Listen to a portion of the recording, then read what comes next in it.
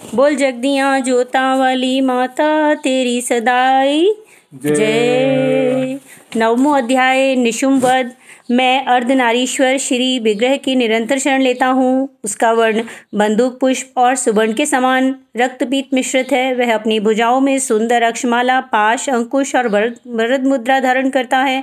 अर्धचंद्र उसका आभूषण है तथा वह तीनों नेत्रों से सुशोभित है। राजा ने कहा, भगवान, आपने रक्त बीज के वध से संबंध रखने वाले देवी चरित्र का यह अद्भुत महात्म्य मुझे बतलाया। अब रक्त बीज के मारे जाने पर अत्यंत क्रोध में भरे हुए शुंभ और निशुंभ ने जो कर्म किया उसे मैं सुनना चाहता हूँ। ऋषि कहते हैं, राजन, युद्ध में रक्त बीज तथा अन्य दैत्यों के मारे जाने पर शुंभ और निशुंभ के क्रोध की सीमा न रही। अपनी विशाल सेना इस प्रकार मारी जाती देख निशुंभ अमर्ष में भरकर देवी की ओर दौड़ा। उसके साथ असुरों की प्रधान सेना थी। उसके आगे पीछे तथा पार्श्व भाग में बड़े बड़े असुर थे जो क्रोध से होठ चबाते हुए देवी को मार डालने के लिए आए। महापराक्रमी शुंभ भी अपनी सेना के साथ मात्र गणों से युद्ध करके क्रोधवश चंडिका को मारने के लिए पहुंचा। तब देवी के साथ शुंभ और निशुंभ का घोर संग्राम छिड़ गया। वे दोनों दैत्य मेघों की भांति बाणों की भयंकर वृष्टि कर रहे थे। उन दोनों के चलाए हुए बाणों को चंडिका ने अपने बाणों के समूह से तुरंत काट डाला और शस्त्र समूहों की वर्षा करके उन दोनों दैत्यपतियों के अंगों में चोट पहुंचाई। निशुंभ ने तीखी तलवार और चमकती हुई ढाल लेकर देवी के श्रेष्ठ वाहन सिंह के मस्तक पर प्रहार किया। अपने वाहन को चोट पहुंचने पर देवी ने शूरप नामक बाण से निशुंभ की श्रेष्ठ तलवार तुरंत काट डाली और उसकी ढाल को भी, जिसमें 8 चांद जड़े थे, खंड खंड कर दिया।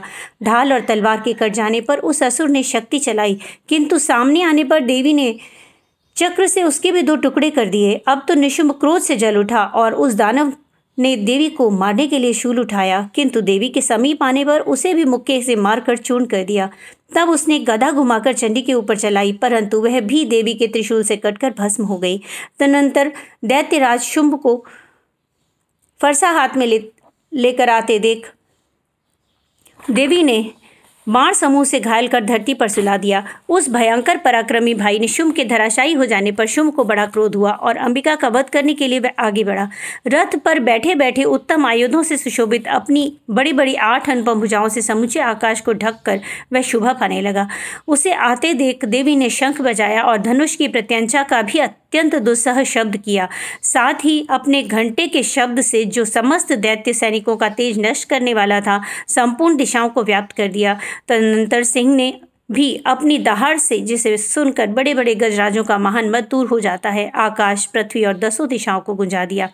फिर काली ने आकाश में उछलकर अपने दोनों हाथों से पृथ्वी पर आघात किया। उससे ऐसा भयंकर शब्द हुआ जिससे पहले के सभी शब्द शांत हो गए। तत्पश्चात शिवदूती ने दैत्यों के लिए अमंगलजनक अट्टहास किया। इन शब्दों को सुनकर समस्त असुर थर्रा उठे, किंतु शुंभ को बड़ा क्रोध हुआ। उस समय देवी ने जब शुंभ को लक्ष्य करके कहा, ओ दुरात्मन, खड़ा रह, खड़ा रह। तभी आकाश में खड़े सभी देवता बोल उठे, जय हो, जय हो। शुंभ ने वहां आकर ज्वालाओं से युक्त अत्यंत भयानक शक्ति चलाई। अग्निमय पर्वत के समान आती हुई उस शक्ति को देवी ने बड़े भारी डूके से दूर हटा दिया। उस समय शुंभ के सिंहनाद से तीनों लोग गूंज उठे। राजन, उसकी प्रतिध्वनि से वज्रपात के समान भयानक शब्द हुआ, जिसे अन्य सब शब्दों को जीत लिया। शुंभ के चलाए हुए बाणों को देवी ने और देवी के चलाए हुए बाणों को शुंभ ने भयंकर बाणों द्वारा सैकड़ों और हजारों टुकड़े कर दिए। तब क्रोध में भरी हुई चंडिका ने शूल से शुंभ को मारा। उसके आघात से मूर्छित होकर वह पृथ्वी पर गिर पड़ा। इतने में निशुंभ को चेतना हुई। उसने धनुष हाथ में लेकर बाणों द्वारा काली तथा सिंह को घायल कर दिया।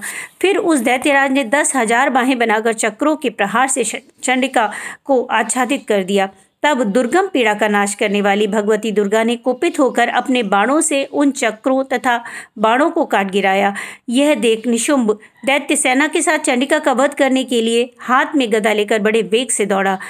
उसके आते ही चंडी ने तीखी धार वाली तलवार से उसकी गदा को शीघ्र ही काट डाला। तब उसने शूल हाथ में लिया। देवताओं को पीड़ा देने वाली निशुंभ को शूल हाथ में लिए आते देख चंडिका ने वेग से चलाए हुए अपने शूल से उसकी छाती छेद डाली। शूल से विदीर्ण हो जाने पर उसकी छाती से एक दूसरा महाबली महापराक्रमी पुरुष खड़ी रह कहकर निकला। उस निकलते हुए पुरुष की बात सुनकर देवी ठठाकर हंस पड़ी और खड्ग से उन्होंने उसका मस्तक काट डाला। फिर तो वह पृथ्वी पर गिर पड़ा। तदनंतर सिंह अपनी दाढ़ों से असुरों का गर्दन को कुचल कर खाने लगा। यह बड़ा भयंकर दृश्य था। उधर काली तथा शिवदूती ने भी अन्य अन्य देवताओं का भक्षण आरंभ कर दिया। कौमारी की शक्ति से विदीर्ण होकर कितने ही महादैत्य नष्ट हो गए। ब्रह्माणी के मंत्रपूत जल से निस्तेज होकर कितने ही भाग खड़े हुए। कितने ही दैत्य महेश्वरी के त्रिशूल से छिन्न भिन्न हो धराशायी हो गए।